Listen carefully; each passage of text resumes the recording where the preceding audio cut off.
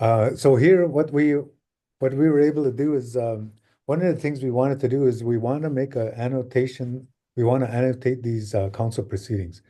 And then the other thing is that some of these chiefs already have a dictionary of Canadian biography entry and or a Wikipedia page.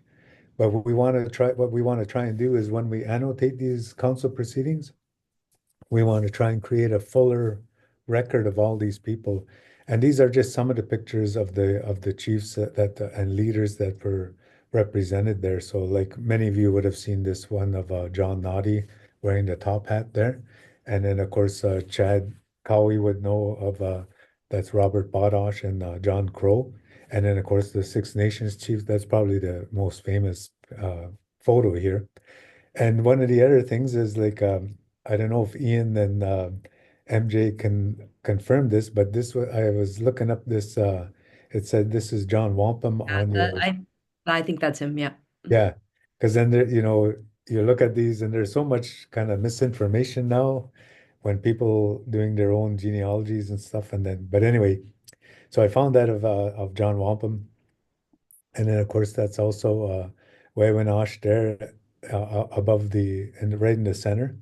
And then Bitwe Gijik of Walpole Island and George Johnson with his wife there. And then that is John Smoke Johnson in the on his own. He's sitting in with the other chiefs as well, but that's him on his own there.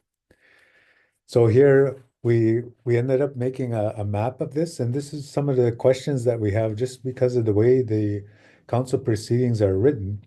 It isn't always very clear who actually attended. And then this is where we're going to rely on MJ, Ian, and ourselves, but also Eva.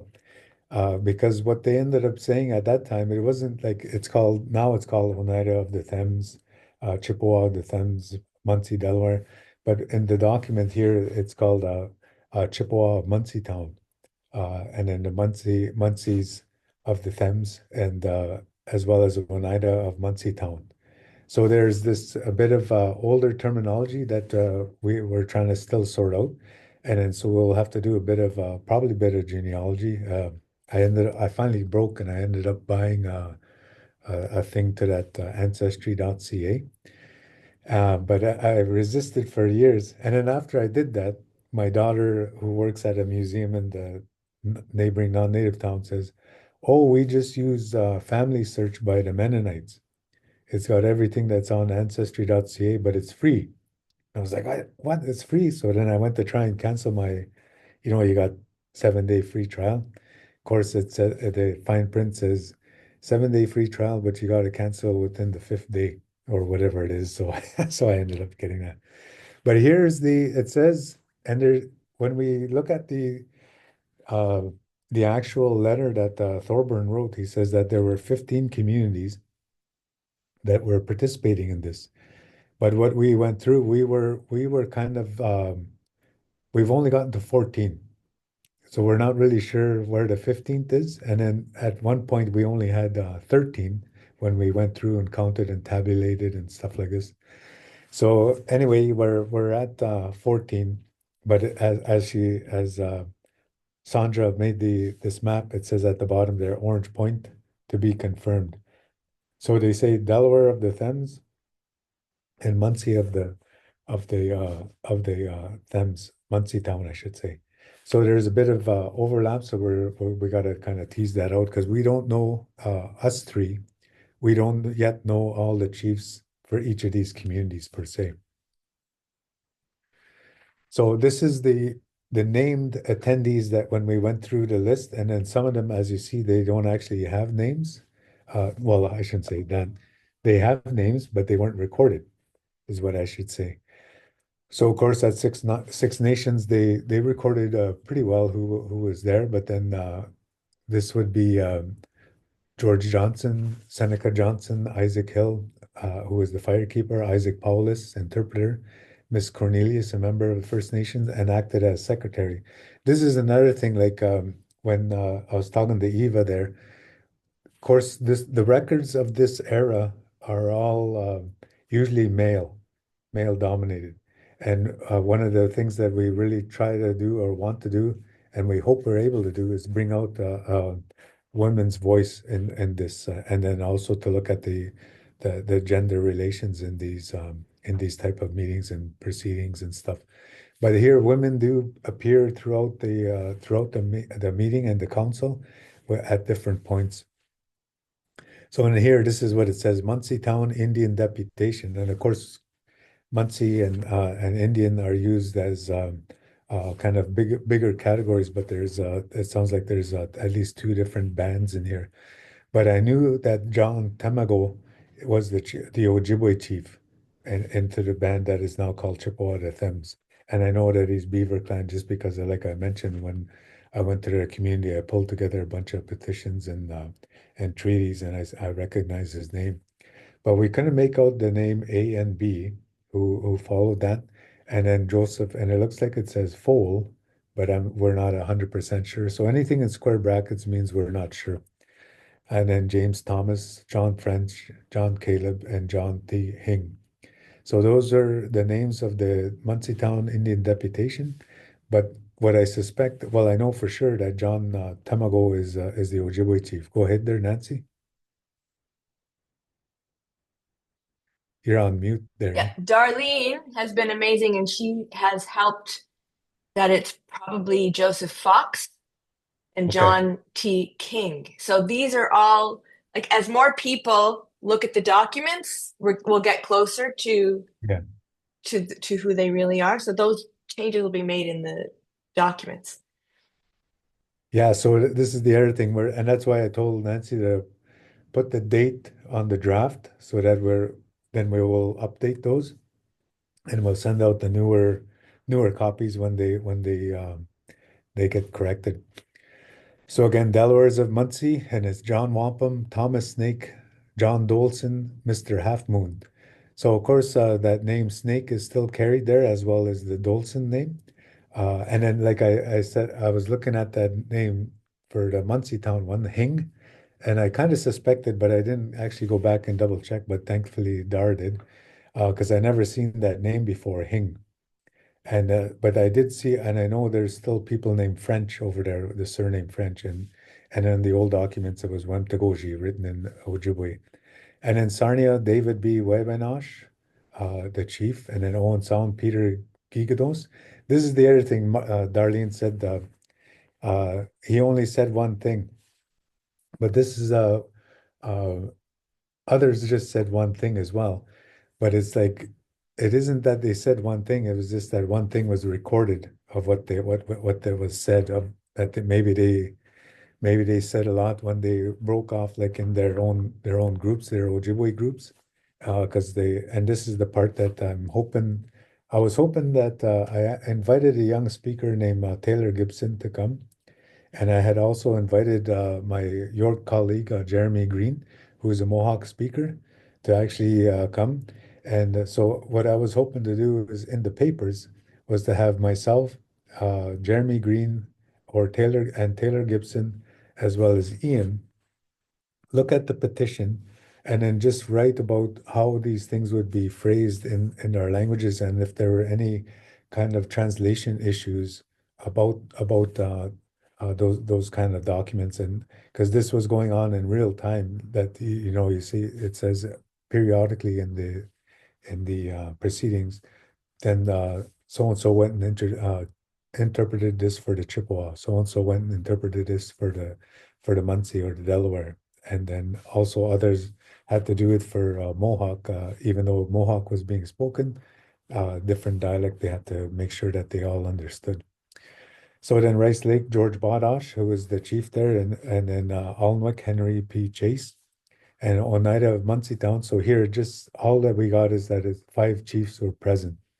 And then, so one of the things that we'd have to do is to find at that time who were the chiefs at Muncie Town. And so at some point, there must be a record from their agency that says these five attended this meeting and they're now, or they're asking for a reimbursement or something like that. So, and then same thing with Bay of Quinte, that there were four Mohawk chiefs, but we do know there's a name associated with the Bay of Quinte, Thomas Claus. And then St. Regis, two chiefs, But we found out in the petition that was uncovered, that we located, that there was a number of chiefs that had their names written down. But there was more than two that signed that particular document. So we're not sure yet who the two chiefs that actually attended. And in Caughnawaga, Joseph Delisle, and that's their name still carried there. And in Walpole Island, we got Bitwe Gijik, Oshawano. And then I'm not too sure. It looks like it's P1A, Old Warrior Chief, and then another Oshawano, meaning John Naughty. But there were two people in that area with that name. And then here, this just appears in the minutes that there were two Nanticokes there, and then also Delaware. And the name Moses Cornelius is associated with the Delaware in these councils. So we got to kind of try and firm those up. So just going on this, we know that George Potash has a Dictionary of Canadian Biography entry, as does Henry P. Chase, and then Joseph Sawyer, and of course Shawano and Bitwe Gijik. But I don't know if how many of these, well, Seneca Johnson does, George Johnson does. There's information on Isaac Hill, but I wasn't able to locate if he actually has a Dictionary of Canadian Biography. So ideally, and Wewanosh has ideally we would update those and write from the community perspective of those as well. And then here were the colonial officials attending, the Indian agent David Thorburn, and then he was writing principally to Pennefather, and then Chesley, McLean, as Darren pointed out, and then we were not too sure of Reverend Hill, Reverend Elliott, and then Reverend W. Farville or Fawcett, and it's likely Fawcett, and they were Wesleyans, and a former judge of the county, Judge Jones, and his wife, and a number of magistrates and their wives, Reverend France, and Mr. Morgan, Mr. Smith, and Reverend Nels. So in a different correspondence that I saw, it said that George Johnson was good friends with Reverend Adam Elliott, and Reverend Adam Elliott came up in our area, Manitoulin meaning. So I'm a bit familiar with him. Then other Indigenous people that are not listed as chiefs, Mrs. John, daughter of Captain, and I'm not too sure. I couldn't tell if this was Captain. I take JAS to mean James, and or Joseph Brant. So, and then about 1779, Brant married Catherine, and they had a son named Joseph as well, Jacob, Margaret, Catherine, Mary, John, and Elizabeth. So it must be Joseph because then there's no James listed there. So these were people that were in attendance as well. The other reason that we pulled this up, as of course, as you know, is to then check their correspond if they have correspondence in their communities. Let's say, for example, Mary of Mary Brant, if she had any records, and they're kept at the Woodland Cultural Center. Like I never checked yet. So those are different things to check. So here, one of the things, the memorial was made up at, when we first had this meeting, we had a meeting with um, Nancy, Sandra, and I, and then we went through, we read the minutes, and then my former student, Autumn, also we had her try to help us with some of the writing and transcribing.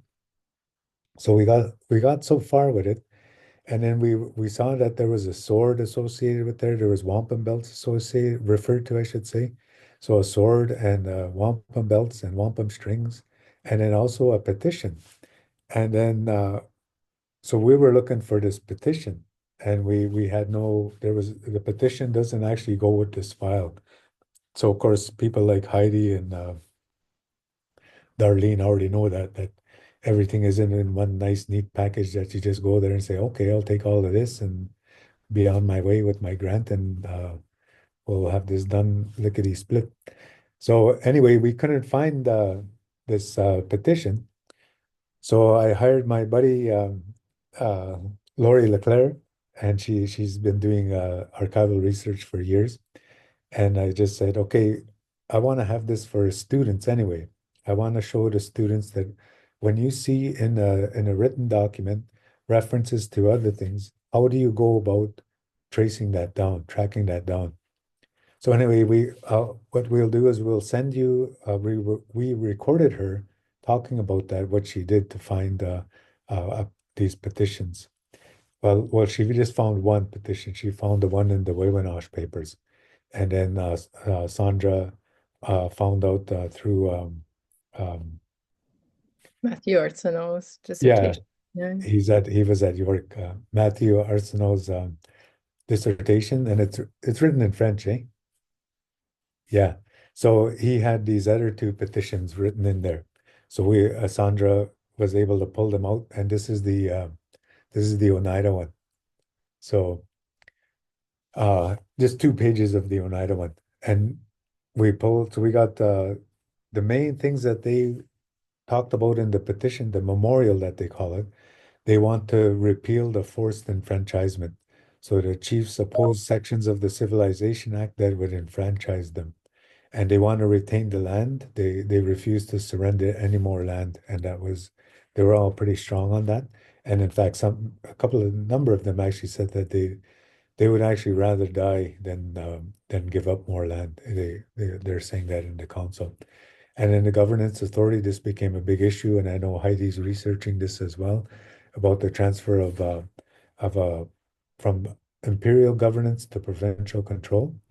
And then the last was that they were talking about having these budget cuts, and so they said that they would actually offer to pay for the superintendent out of their own funds. And then I think it was Chase or Webinosh that actually says, well, we actually feel like we're educated enough to do this on our own now anyway. They don't say we don't need you, but that's basically what he's saying there. Okay, Chad. Sorry, I'm just something here I've not seen before. The governance authority part. There's actual documentation showing that some people, like that the people at this council opposed from imperial to governance. This is why eventually we're put under the federal government. Do you think they use this as a reason to put us under the federal government control instead of provincial? Yeah, Okay. Well, Wow. but also at the time it was pre-Confederation, so it was the yeah. province of Canada. So like that's what they're opposing, because it was, the province of Canada before Yeah. Confederation. Yeah. Some of the colonies, like the Canada colony, had been talking about and trying to form a dominion even before they did in 1867. There had been multiple talks even before the Civil War, and then again right after it, before the actual meeting started to happen in the 1860s. So I've just never seen documentation that showed anything that we supposedly said. I know that we were opposed to what was going on, but I've never seen something that actually has a documentation. So I'm very excited by this. Sorry, sorry. That's okay. And if any of you have any questions and if we can answer them, I'm not saying that I can or that maybe one of us in the panel will be able to, or in the Zoom room, I should say. Like Darlene probably has a more sophisticated answer that I gave than yeah. But it would be and this is where I understand where this all came from of being saying that our relationship is with the crown. And you hear Assembly First Nations and other leadership keep referring to that, saying that our relationship is with the crown, not with the province. And they even to this day try to refuse to have any dealings directly on a nation to nation relationship with the province. It would diminish that. Go ahead, Eva. Oh, just a question about the land retention. Now that's the collective, yeah? Or was that's the collective group saying we don't want to surrender any more land? Each of them said that pretty much. I'll get to a Okay. little table that I compiled, and each of them, not, I shouldn't say each of them, many of them said, we don't want any more land to be surrendered, meaning their reserves and areas, yeah. So, because the people were still coming and asking for treaties, and they were saying, no, we don't want any more treaties. Quit bothering us about surrenders and stuff. And then this was also part of that Pennefather report that they ended up reading the Pennefather report, and Henry Chase was one of them that said, it looks like in this report, the way you're reporting it, that you can actually come and just take land. and we're opposing that. So I think that's who said it.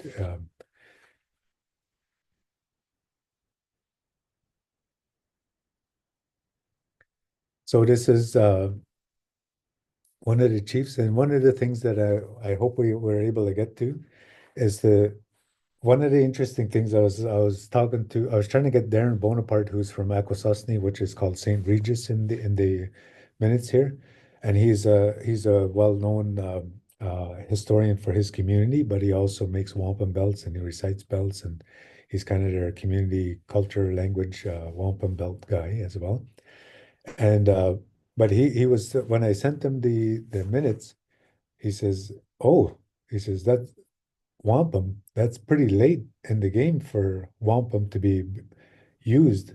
And it's true. By 1858, wampum isn't the main way of communicating between the indigenous groups and the crown anymore.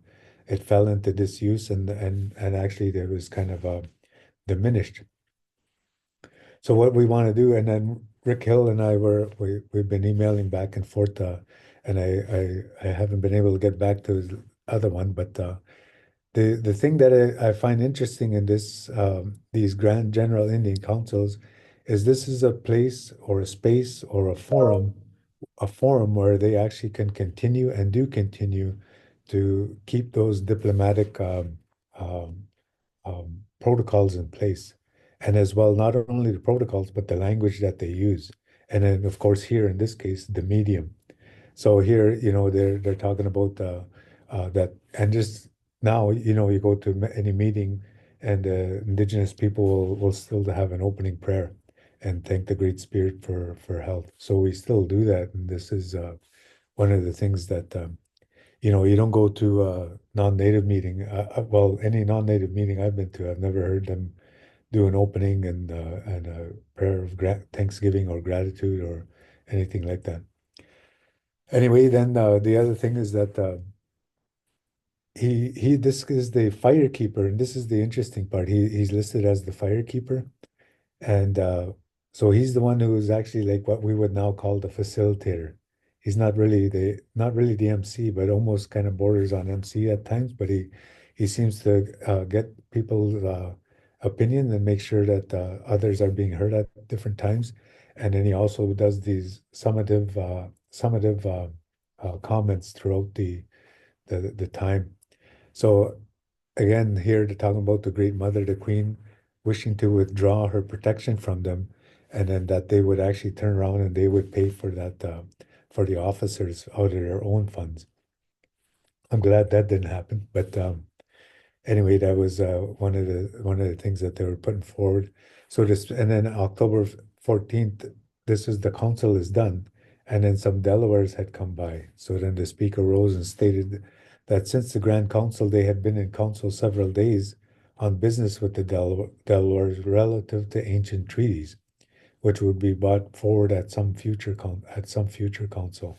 So there's still this going on, and this is one of the things that I hope comes out at this May 1st and 2nd meeting, is this diplomacy, inter-indigenous diplomacy, and we'll try and hopefully cover that. So here, this is again, I was looking for this. Nancy and I were looking for these belts because here, one of the things I know that it says here, a string of wampum now shown was made in the time of Colonel Klaus, having an Indian represented upon it.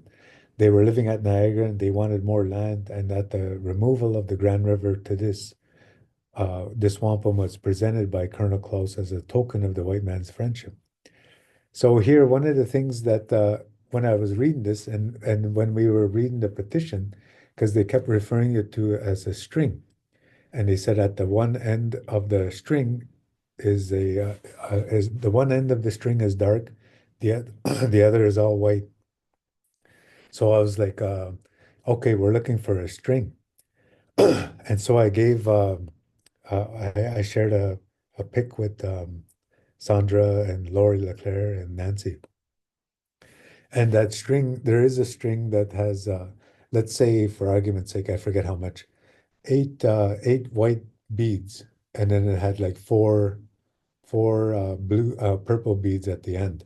So I was like, oh, this might be it. And then I saw that particular string in a set of strings that's actually held at the National Museum of Natural History in Washington, D.C. And it's a specific string that's used in the condolence ceremony, but they call it the requickening ceremony. So this really interested me. I was just like, okay, is this what they're talking about? Requickening? They're gonna uh, reinvigorate this whole relationship with this. Anyway, 2 weeks ago, Rick Hill wrote to me and he says, you know that they referred to belts as strings as well, eh? And I was like, no, I didn't know that. And so I was busy looking for a string, and I sent him that link, and that's when he told me, no, no, they referred to belts as strings as well. And I don't really understand that, but Rick said, I'll talk about that. But he just emailed us and said that he can't make it to today's meeting. And also Dave Mowat wrote and said that he can't make it to today's meeting.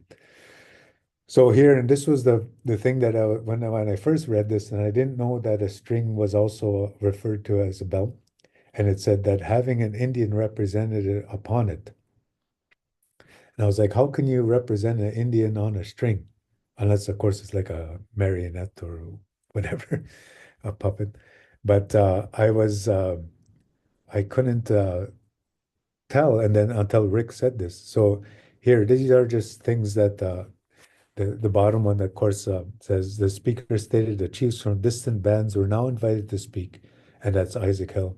If they had prepared their minds on the subject they had in view when they came here, the speaker further stated that the string of wampum has the end black, and they think that some black clouds are hanging on them. It remains for our government to remove those dark clouds and relieve their minds, and they will be satisfied. So if you read this particular, and you didn't know the date, if you read just that actual two sentences, that could actually go back to the 17th century or the 18th century. And now, of course, this is being in the 19th century when they talk about the dark clouds in their discourse. So this is a continuation, and this is the part that's interesting to me. Okay, I just see somebody put, okay, all right, Tom. Here, and so this is the other part that I just wanted to, that here he insists, this is this is the other interesting part, is that now it's the superintendent who's talking on that wampum. So it isn't just that to me, when I was, like I mentioned, when I was talking with Darren Bonaparte, we both were of the mind that by this time, the um, the uh, the Indian department had lost the ability to speak on wampum, and either they lost the ability or they willfully wouldn't do it anymore. But here you see that the superintendent is actually explaining in reply to a wampum presented to him to the situation of Indian lands that are being disposed. And he said he insists that the government never takes lands without the mutual consent of tribes agreeable to the deed of Governor Simcoe, and also explained the report of 1857, and that government forces none of these things upon Indians, but having his own option to accept or refuse. And then he says that there's another class of Indians not exempt, those having freehold property. The wampum was then returned to the speaker by the superintendent after passing through the hands of the Chippewa chiefs. So there's a lot of very tactile things going on and being recorded in this. And if we, again, like I said, if we looked at this and we didn't know that it was in 1858, this kind of stuff, and they're not talking about Civilization Act and stuff like that, but just that sentence of that the superintendent passed the belt back to the speaker after it passed through the hands of the Chippewa chiefs. That would you could take that for the 19th century, 18th century, and 17th century. That's one of the things that Rick Hill and I are interested in. So we just we're wanting to try and tease these out a bit more and I know this is my own bias. Like I principally made this PowerPoint, but somebody else would that would come in on this, and this is why we want all of you to be here, is that you would take a different perspective and a different lens, and you would emphasize different things on this. So again, like when I was in Eva's community at that time, I was telling them that when I started doing these wampum presentations in my own community in 2002, they kept telling me, "Why are you doing that? That's a Mohawk thing. We didn't use wampum. Wampum is a Mohawk thing." So I had to keep telling them and showing them the written record, and it was basically because we didn't know our own history, and that wasn't taught to us in school, at elementary school, secondary school, and even in the university. By the time I got there, it was still I left my undergrad thinking that this was just a Haudenosaunee thing. So anyway, this is what we want to do, is to try and bring this out, grow this out more, and get people to understand that this wampum diplomacy went all the way out to the Mississippi and further south as well. So again, that the superintendent, again, the speaker then takes this and he says that relative to the string of white wampum denoting peace with all, no black amongst it was then handed to the superintendent as a token wishing him all peace and happiness, which was then handed to Joseph Sawyer by him.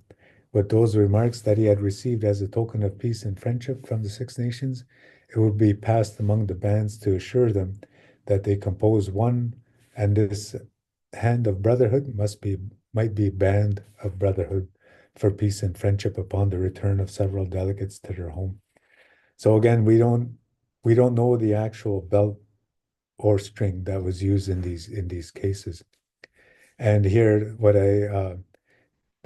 of the recurring themes in this is again the idea of reciprocating feelings through wampum, but also holding to the customs of their forefathers. And here's the part where, like I said, although it isn't Munsee language per se, but Mr. Half Moon rendering the foregoing into the Munsee language at the request of the superintendent. So this is like what I would like Ian to look at, if he's inclined to look at language wise, not necessarily to translate the petition or to translate the um, the whole council proceedings or anything like that, but just to look at the turns of phrase and to see what kind of issues present itself, if that's the thing. So the speaker and firekeeper of the Six Nations shook hands with old Chief Sawyer of the Chippewas with expressions of friendship till death. So again, this is these are old sentiments that people had and passed down. But this is in our area on Manitoulin Island, the chiefs had the wampum belts that the British had given to the Western Confederacy.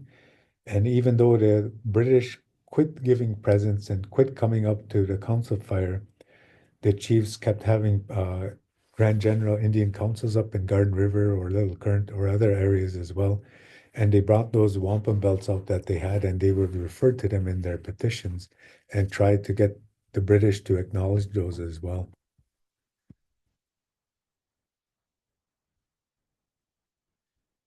Okay, I'm just reading Ian's comment in the chat. And he says that William and Charles Half Moon did a lot of translating work in the mid to late 1800s. I'm interested in their connection with earlier translators when Peter Jones came by the community in 1830, 1840. See, that's the kind of stuff where, oh, that when Ian referred to 1830 and 1840. The other thing we recognize, of course, and this is part of Sandra's thesis, of course, is that whole compilation of those Grand General Indian Councils held by multiple bands together and continuing to meet, even though these council fires with the British the British weren't coming out anymore, and then they started trying to actively stop them or uh, control them.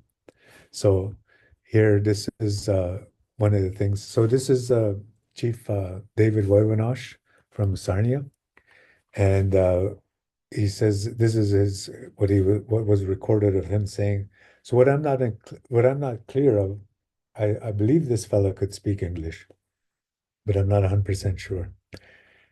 And a lot of his correspondence at Western University, they have his papers there is written in English. So I'm assuming that he can speak English. However plausible this act may appear, it still does not meet their views. The reserve lands are considered small enough. Each man considers 100 acres little enough for each to make.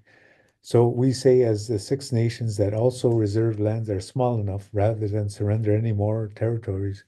We would rather part with our blood.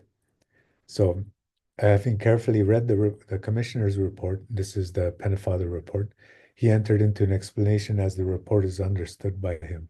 So this is the kind of thing that what we didn't do yet is to look at whether Webinosh wrote other parts in his correspondence that would illuminate his position here. And the same with like the Potash papers, we didn't go through them yet, or the council book at the credit to see what else they said before and after this particular Grand General Indian Council.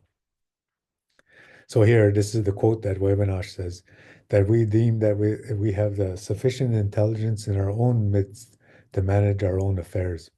So, but of course that didn't happen. So this is the old chief Pitwe Gijik, and this guy is one of my fascinations, and it's because in 1845 the Jesuits were allowed to come back to Canada. And one of the first places they went was to Sandwich, Ontario, which is now called Windsor. And when they show up there, then they come down to Walpole Island, and they ask the Indian agent about making a church. So the Jesuits they start cutting down trees and start laying out where they're going to make this church. They start clearing the land, and then this fella and John Noddy go up to them and they say, "What are you doing? You didn't ask us." And they end up telling them that no, you didn't ask us. And he said, we asked the Indian agent. He says, but you still didn't ask us. In the end, anyway, they had a council and they wrote somebody translated from French the debate they had, and it's a great debate that they have, and they talk about what their ancestor was given by the Creator and how that was passed down through fire.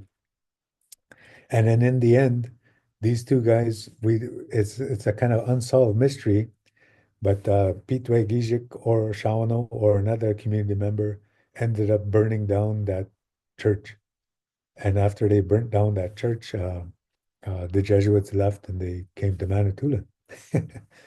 Anyway, so here he says the other part of this that I liked was Pitou Egije talks about he may not see it, but it may in the time of their children. So this again thinking of the generations to come.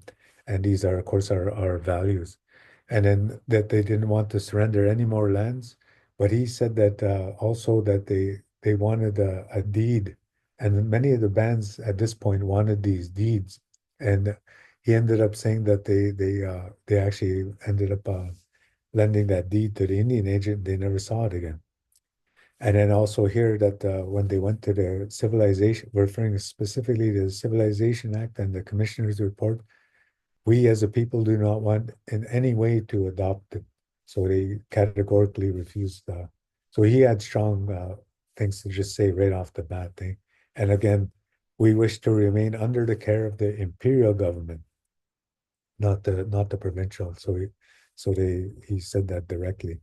And then here's Chase, and he said, "We've always felt ourselves safe under the crown of England, and in various ways have been assured of England's friendship, and so expressed by many tokens, and trust our Queen will cause these dark clouds to be dispelled." And then at one point or a couple of points actually in the proceedings, the superintendent says, "What dark clouds are you referring to?"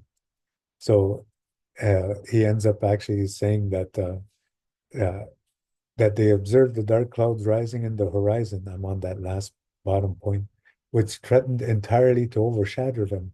That dark cloud is the Act of 1857, and that's the Civilization Act passed by the Canadian Parliament. So the Indian agent Thorburn was saying, "What cl dark clouds are you talking about?" And so he just spelled it right out. The dark cloud is this the looming danger of this legislation that you are proposing. So here again, what the like when I mentioned in my community, we the people, older people and younger people kept saying that this is a Mohawk thing that you're doing. But here, Chase is actually referring to, he refers to a wampum a lot in his talks. And I've gone to Trent University as well as Queen's University and also to Darren's community to talk about Mississauga use of wampum and that they were given wampum belts at the Treaty of Niagara that were specifically for Mississaugas. And then the Mississaugas were given additional belts subsequent to the Treaty of Niagara of 1764. And then they came and they also gave belts to Sir William Johnson at that time as well. So they were well versed, and it actually says in the William Johnson papers, it doesn't say Race Lake, it says Bimideshquadeon, that the chiefs came from Bimideshquadeon and brought wampum and pipes, and then they talked about keeping that road open and the sky clear. So Chase is very much part of this, seems to be very much part of this, even though, of course, he ends up becoming converted. So here, these are various opinions by the chiefs, and Potash and these were very succinct statements that they took. But again, and this is like what Darlene said at the beginning. So here's her ancestor, Gigonos, and his one statement rose and stated that he asked the question of the Six Nations if they were determined not to surrender more land. So he obviously would have said more than that. But in this particular, whoever the scribe was at that time, that's all that they wrote down of what he had to say. And then Chief Half Moon of the Munsee Indians rose and stated that his people and the Chippewas lived happily under the treaty made by their forefathers, and they do not want less land than they have at present, for they're getting along nicely with their improvements. So meaning that they've cleared the land and they've started farms and whatever else. And then Potash, of course, stated that as well as the brethren of Six Nations, they were opposed to any more surrender of their lands. They're full and small enough now. Rather, they would purchase more. Relative to the Civilization Act, they would leave that with some alterations may be acceptable. And then the Chief Delisle from Caughnawaga said they were unanimous with the Six Nations and that enfranchising their people would not benefit them either. And they're pleased with the thought of not pleased with being thought of being abandoned by the imperial government. So, and then the French or Munsee Town, Chief French of the Munsee Town, the Chippewa, rose up and stated that his tribe are not in favor of the report by the commissioners and will not surrender any more lands. It is the unanimous view of the band that rather than surrender any more lands, they will die and be living there, to be living thereon. And they don't want to follow the Civilization Act.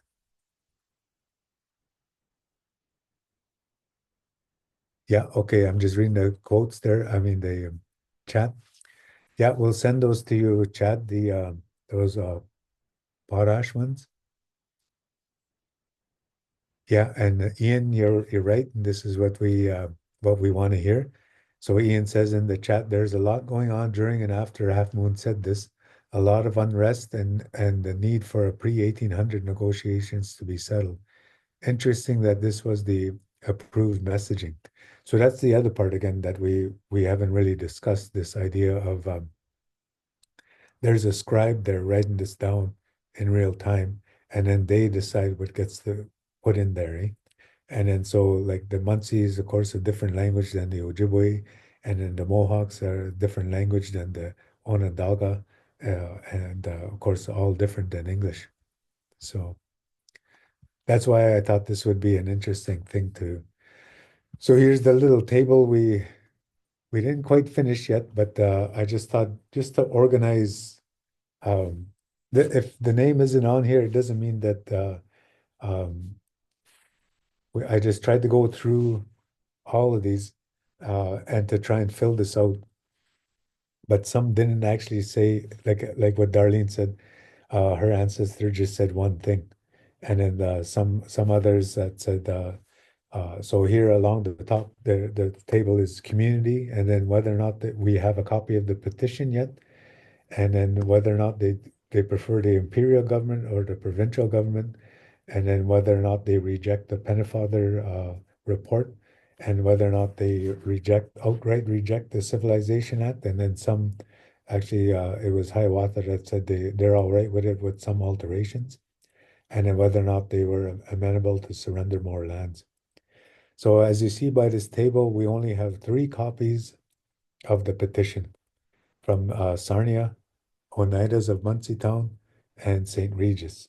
So it looks like, according to the council petition, that each of these communities would have been given a copy of that, and each of the communities would have went back to their community and got that ratified, and then sent it on to the uh, higher ups there. They would have been I'm just forgetting who the it wasn't Governor General at this time. Was it Lieutenant Governor still? Anyway, so this is that we want to fill this table out, hopefully, is the idea. So this was, like we said, one of the big things kind of missing from these council proceedings, not just this particular one, but council proceedings in general, is the presence of women, as well as women's concerns and women's voice. And we haven't been able to really, as historians, properly address that more fully. But here in these particular council proceedings, that it's of course telling as well that Mr. Smith spoke on behalf of them rather than the women actually speaking. That's another thing that's kind of telling as well. But they talked for Mrs. John, Captain James Brant's daughter, along with Miss Paulus. Mrs. John wished to convey their right and title of distinction in Six Nations to their nephew John Brant, and interpreter Mr. Peter Smith would inquire of the council of these honorary titles he conferred on the forenamed parties, as having descended from Captain Brant to his sons, and from them to her sons, who are deceased, and now to the forenamed members of the Brant family. Anyway, the council said it wasn't appropriate to do that at this time, and they proceeded without conferring the titles. And then Miss John expressed a concern about the practice of making white men chiefs, but this doesn't seem to have gone anywhere in this particular council. So here, this is where we get into a contentious area. I think did somebody put, I saw briefly a chat go up, but now I can't get into the chat for some reason. Oops. So here, this is the another interesting part that, of course, this is our histories are contentious. In the meantime, the firekeeper and speaker would inform the chiefs first introduce to them the subject of their deliberations of this council. So to prepare their minds to participate in these proceedings, a promise to the Six Nations on the Grand River of lands was now handed to the superintendent to be read in the council. It was signed by General Haldeman, 1779. And then they said, we have other documents of a subsequent date signed at Newark by General Simcoe. The deed was now read to the council, dated October 25th, 1784, and then Frederick Haldeman as deed and registrant in the seal of office, giving lands to 6 miles deep from each side of the River Anse, or Grand River, or in that proportion of Six Nation Indians forever. Then Mr. Chase read the said deed in the Chippewa language to the visiting tribes, and the interpreter of the Bay of Quinte Indians read his people the said deed. So there's people that are rereading the documents that they have, and it sounds like they had a number of different documents and other items, like I mentioned, that sword and the other belts and strings that are brought out at this general council. There's there's stuff there that we don't get to see, and that are just referred to, and then we don't get to actually hear what the people's responses were, or read what their responses were.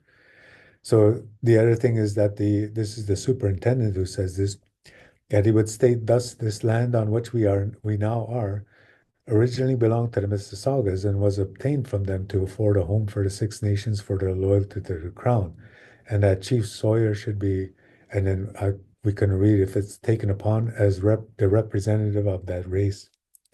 So, each of these in this PowerPoint, there's a PDF number. That's the page number of the PDF, and then the number subsequent to that is the actual stamped RG10 number.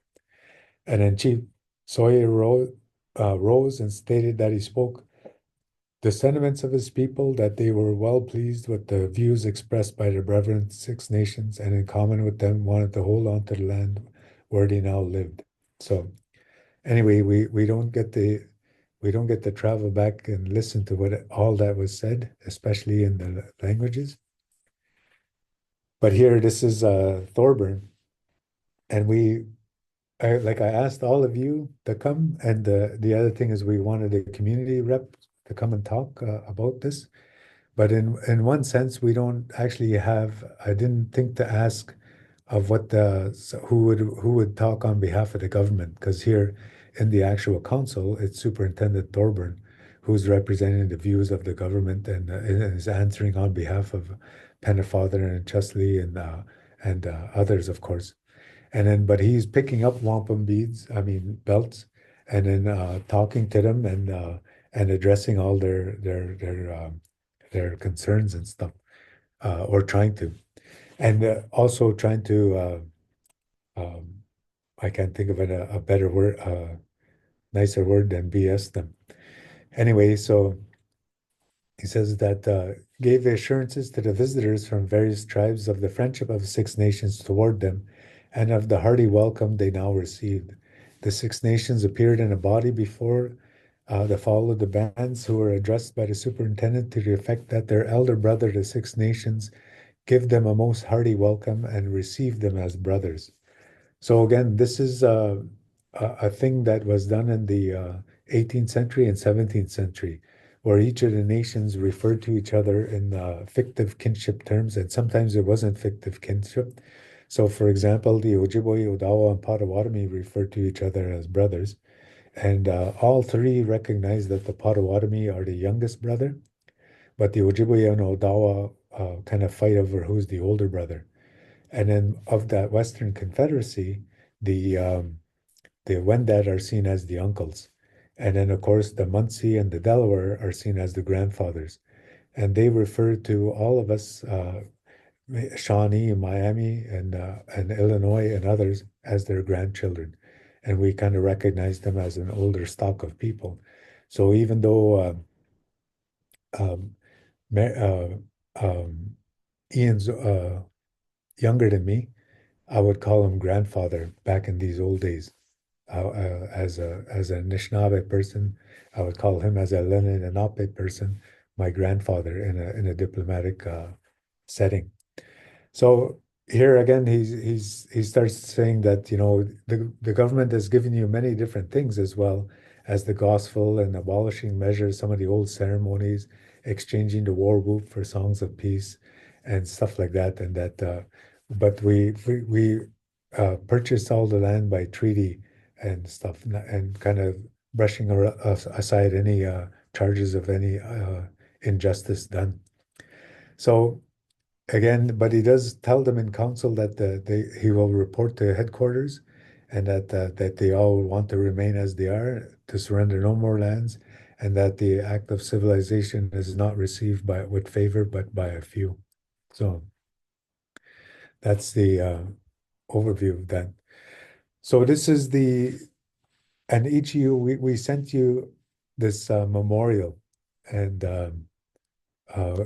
again, and this is the firekeeper Isaac Hill doing his duty as the firekeeper and as the host, and so they referred to that memorial that is now drawn up, and they all deliberated upon it. He says, and then the Six Nations and the Seven Nations and the Oneidas.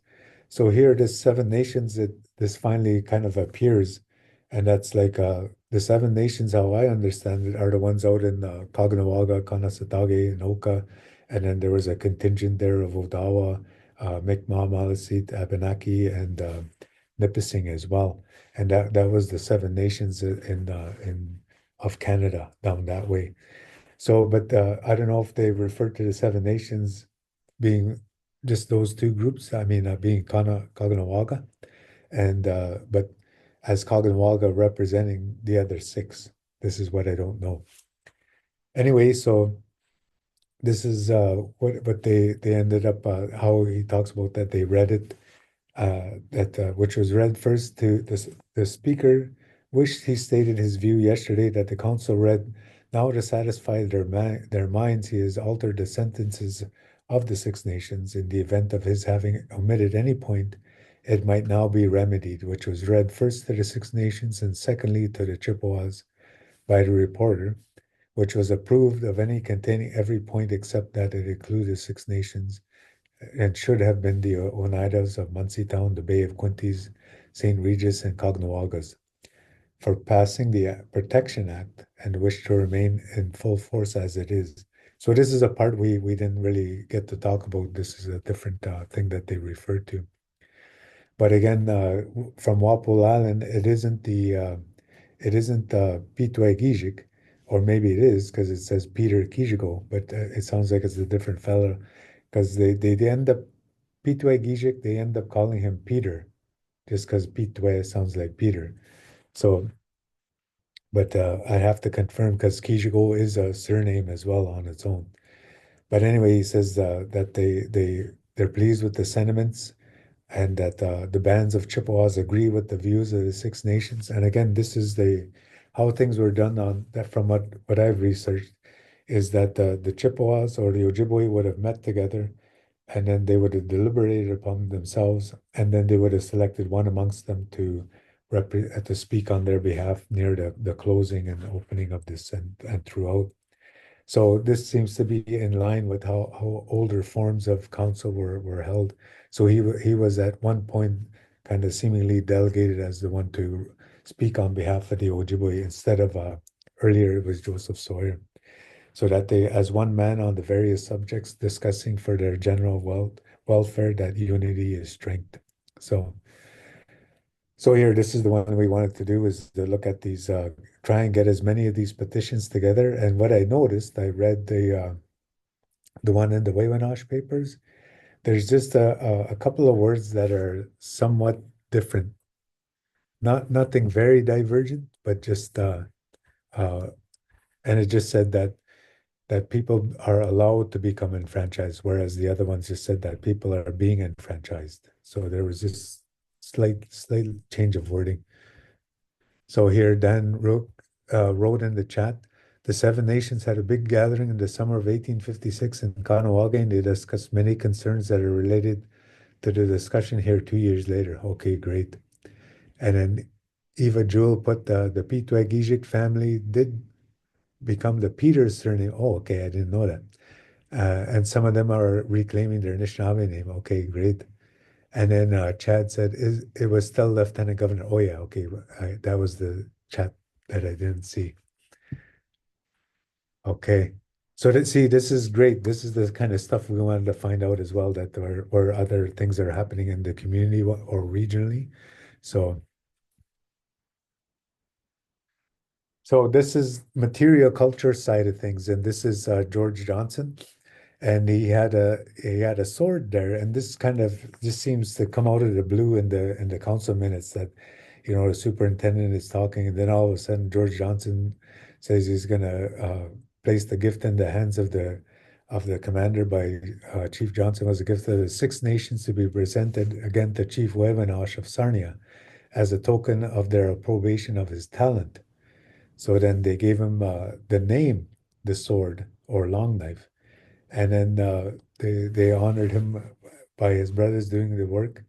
And and thus in the spirit of war, he should stand in readiness to draw it when called upon in defense of our rights and of our queen. But the interesting thing that I noted in one of these things was that they had four children, George Johnson and his wife.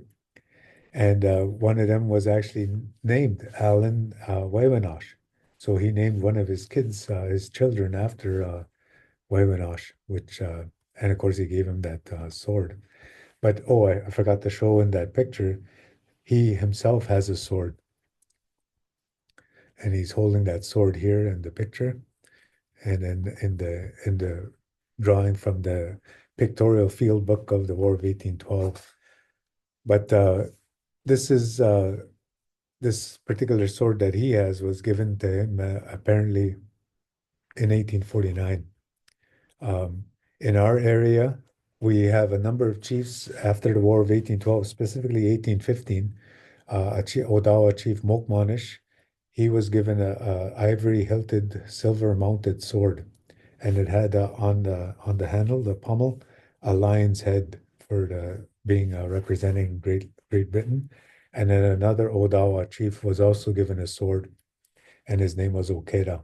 And then Tecumseh's son, the Shawnee, his son, after Tecumseh died, they went to Quebec, and he was given a set of pistols as well as a sword. So these swords have play a role in this diplomacy as well as in military alliance.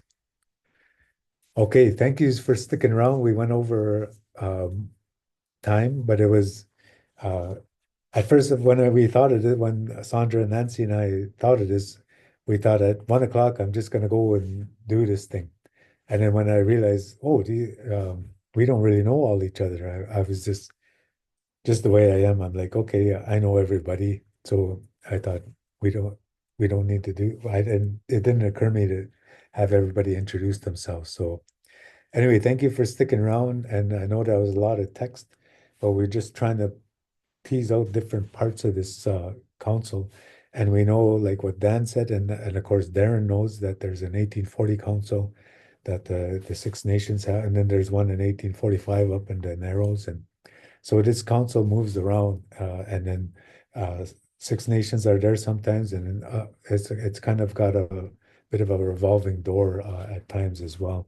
But this one we thought we would be able to do a bit of a pivot on it and to highlight it as a point because of the amount of use of wampum and the exchange of wampum and the saying that they were going to use send wampum, and that's the overriding question.